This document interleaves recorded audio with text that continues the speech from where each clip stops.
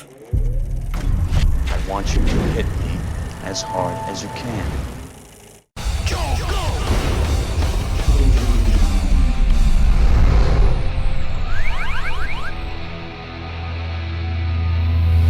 This past weekend brought us the big screen reboot of everyone's favorite multicolored teenage fighters of giant monsters, the Power Rangers. And the results were, well, it managed to get a Rotten Tomatoes score that wasn't in the single digits, so I'd call that a success.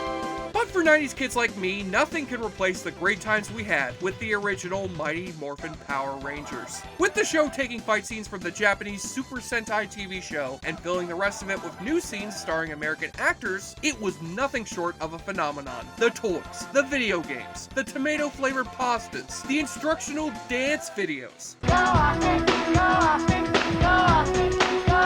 But on top of them all were the Power Rangers movies. The first one from 1995 was, as you can guess, a huge hit with the enormous Power Rangers fanbase, and enough of a success to merit another theatrical movie 2 years later, Turbo, a Power Rangers movie. By this point in the series, they were wrapping up Power Rangers Zeo and about to switch over to Power Rangers Turbo, and decided to make an entire movie that would work as a transition point between the two seasons. But unlike last time, the show's fanbase wasn't keen on going to the movie theater to see something they could watch on TV for free, and the flick tanked at the box office, with critics hating it even more than the first one. But being a person who has not lost touch with his inner child and loved both of these movies as much as the show, I'm gonna judge for myself if this flick is a go or a no-no. And just so we're all clear, Turbo, a Power Rangers movie, should not be confused with Turbo, an animated Ryan Reynolds movie, Turbo, a Judas Priest album, Turbo, a character from the Breakin' movies, let's see what else.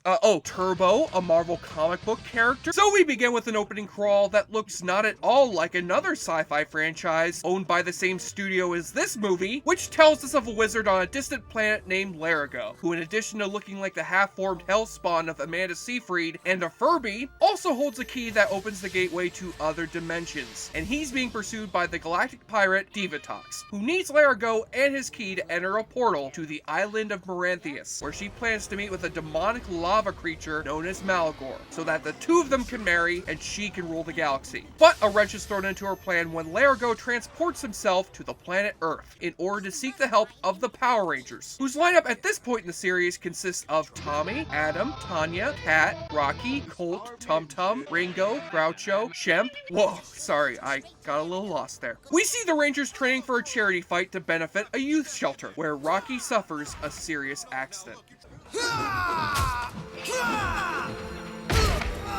Oh, my back!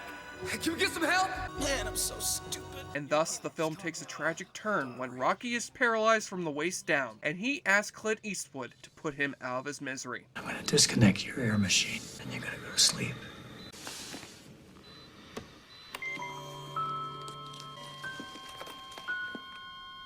I'm kidding, he's gonna make a full recovery, but he's unable to join his fellow Rangers when Zordon and Alpha call them on a rescue mission to pick up Larigo in Central Africa. And while Tommy and Kat are scouting for him, a chance encounter with a snake ends up destroying Kat's morpher.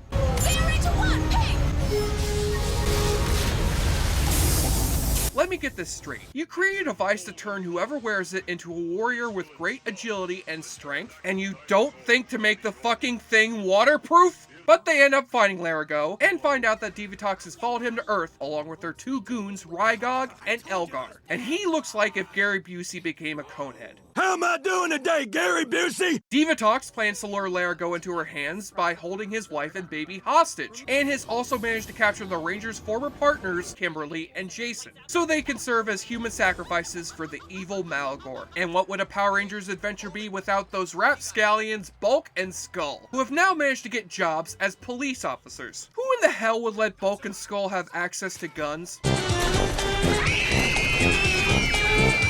Anyway, they get abducted by Divatox and get their brains scrambled into thinking they're German and Mexican for some reason. Bulk? Skull? You are speaking to us? Who is this? Balkin.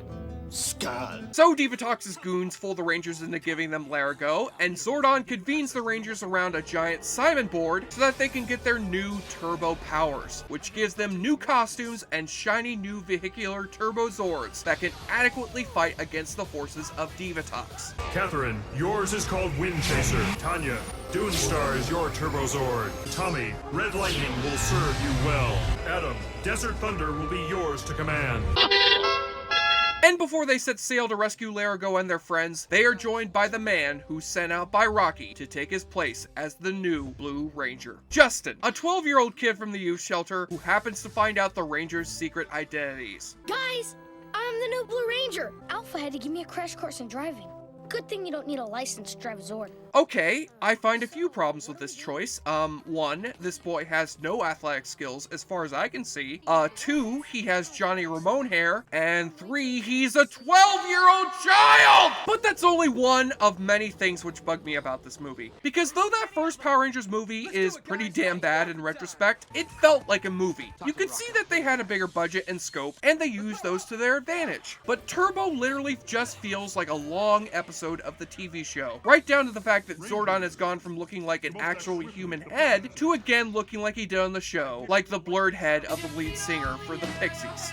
When you're watching this shit as a half-hour show as a kid, it's fun. But when you're watching it in a 99-minute movie as an adult, it feels longer than OJ Made in America. Don't get me wrong though, it still has a lot of dumb nostalgic fun. You've got Kimberly and Jason turning evil after they get possessed by Malagor, which for some reason gives Jason the voice of Patrick Star. Now I'm the one with the muscles and the power.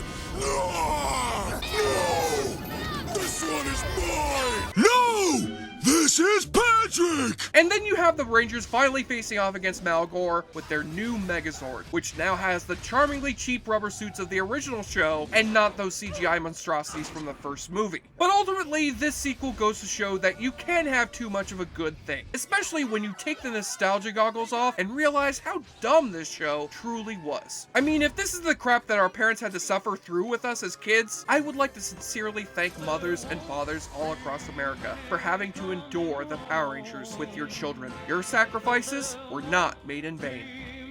Alpha, Rita's escaped. Recruit a team of teenagers with alcoholism so that they can combine their powers to morph into the awfully good drinking game. Take a shot or drink every time one or all of the Rangers morph. Mountain Blaster Turbo Power! Let's do it! Right! Now wait a minute, the little kid grows to an adult height when he morphs. Does that mean he turns into an adult underneath that suit? Is this like a Shazam situation? Does he grow pubes? I have so many questions. Divatox beats up on one of her henchmen.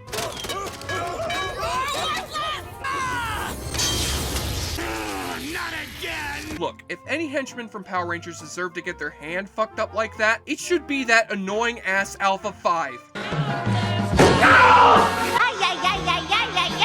Larago uses his glowing powers of wizardry. My leg. My god, he has the magic of Neosporin in his hands! The Rangers get into another fight. Can we stop building, please? I can't get over the rail. Tommy, you think you want to come over here and up? Yeah, thank you! And take a double shot, not just when you see a cameo from Ernie, the juice bartender, I couldn't tell you why he's there, but also when you see a cameo from the Rangers' former foes, Rita Repulsa and Lord Zed. I need your advice. How do I get rid of the Power Rangers? What? If I knew that, do you think I'd be lying here listening to this? And in case you're wondering why Goldar is nowhere to be seen here, that's because he retired from acting after his stint on Power Rangers to pursue a successful career in celebrity infomercials. Now, Carrot, are you telling me this oven keeps all the flavor and gets rid of the fat? That's right, Goldar. Wow, that's amazing!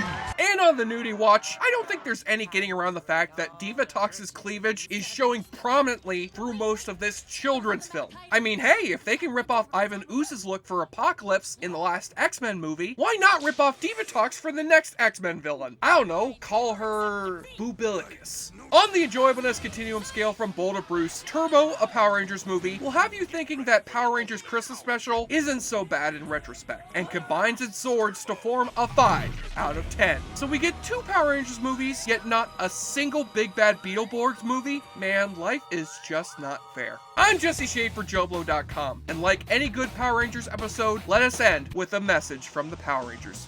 Hey kids, cutting off someone's hand may have looked fun in this movie, but if you think about doing it in real life, just make sure you sharpen your blades first, okay? Okay.